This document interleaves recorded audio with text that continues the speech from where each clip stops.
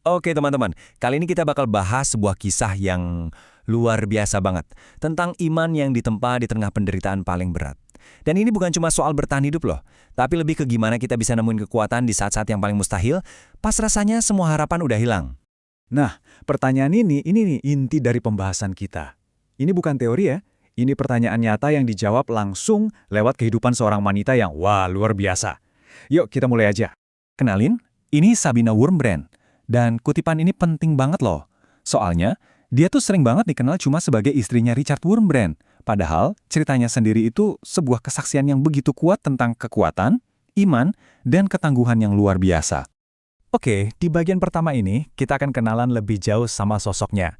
Sabina ini hidup di zaman di mana punya keyakinan seperti dia itu taruhannya nyawa.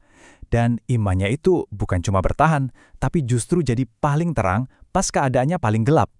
Biar benar-benar ngerti ceritanya, kita harus lihat ujian apa aja yang dia lewatin. Nah, kita masuk ke ujian pertamanya. Iman pas dunia rasanya hancur. Ini soal kesetiaan. Coba deh bayangin, apa yang bakal kita lakuin kalau semua yang kita sayang tiba-tiba diambil gitu aja. Buat Sabina, ini bukan kalau, ini kenyataan pahit yang dihadapi. Dan dari sinilah ceritanya yang luar biasa itu benar-benar dimulai. Coba kita bayangin sebentar ya, hidup miskin banget, sedihnya kehilangan anak, dan yang mungkin paling nyiksa, dia nggak tahu sama sekali suaminya itu masih hidup atau udah meninggal di penjara komunis. Bertahun-tahun loh. Setiap hari itu isinya cuma berjuang buat bertahan tanpa kepastian apa-apa. Nah, pas ngelihat penderitaan dia, kita jadi kepikiran kan, gimana caranya iman bisa bertahan di tengah situasi kosong kayak gitu. Pas doa rasanya nggak dijawab, dan Tuhan rasanya jauh banget. Dan disinilah kita nemuin jawabannya. Ini poin penting banget. Iman sejati itu kan diujinya bukan pas hidup lagi enak-enaknya. Tapi justru pas kita udah nggak punya pegangan apa-apa lagi. Disitulah kelihatan apa yang benar-benar kita pegang teguh. Buat Sabina, ya, imannya itu satu-satunya yang dia punya. Oke, sekarang kita masuk ke ujian berikutnya. Dan yang ini mungkin yang paling susah buat kita bayangin, mengampuni sesuatu yang rasanya nggak mungkin bisa dimaafin.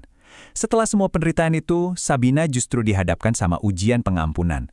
Sesuatu yang buat kebanyakan dari kita, ya mustahil. Dan ini bukan soal maafin orang dari jauh ya. Bayangin, Sabina itu ketemu langsung, tatap muka sama orang-orang yang nyiksa suaminya. Orang-orang yang udah bikin keluarganya hancur berantakan. Wow, kebayangkan tegangnya momen itu? Coba deh, kita pikirin, kalau kita ada di posisi dia, reaksi normal kita gimana? Pasti pengen balas dendam kan? Atau paling nggak marah banget. Dan itu wajar, itu manusiawi banget. Tapi yang dilakuin Sabina, itu beda banget. Nah, kutipan ini ngejelasin kenapa tindakannya itu luar biasa. Pengampunan yang dia kasih itu bukan datang dari kekuatan dirinya sendiri, bukan. Tapi datang dari sesuatu yang jauh lebih besar dari kapasitas manusia. Sesuatu yang berakar dari keyakinan spiritualnya yang dalam banget. Tapi cerita Sabina nggak berhenti pas dia bebas. Justru sebaliknya, disinilah babak baru yang paling powerful dimulai. Dia ngambil luka-lukanya yang paling dalam dan mengubahnya jadi sebuah misi untuk melayani orang lain. Dia dan suaminya bisa aja kan milih hidup tenang, coba lupain masa lalu. Tapi enggak, mereka justru ngambil pengalaman paling pahit itu dan menjadikannya sebuah misi global. Mereka bikin penderitaan mereka itu jadi ada artinya.